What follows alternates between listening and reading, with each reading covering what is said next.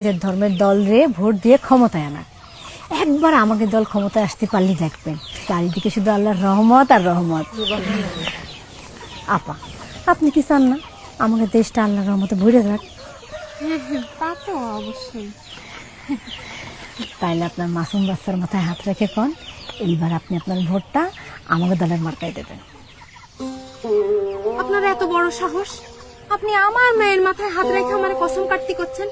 আপনি জানেন না যে আল্লাহ ছাড়া আর কারোর নামে কসম কাটা হারাম? সূরা নাহলে 94 নাম্বার আয়াতে কোরআনে আল্লাহ বলেছেন যে তোমরা তোমাকে কসমরে প্রতারণার হাতিয়ার করে না। আর আপনারা সামান্য ভোটে জেতার জন্য আমার মাসুম বাচ্চাটারে ব্যবহার করতেছেন, আমারে হারাম শিরক এগুলোর দিকে ঠেলে দিচ্ছেন। মানুষ কি আর আগের মতন বোকা আছে? কি পাইছেনটা কি আপনারা? যান বাড়িতে বেরোয় যান। আরে নেন, যান বাড়িতে বেরোয় যান।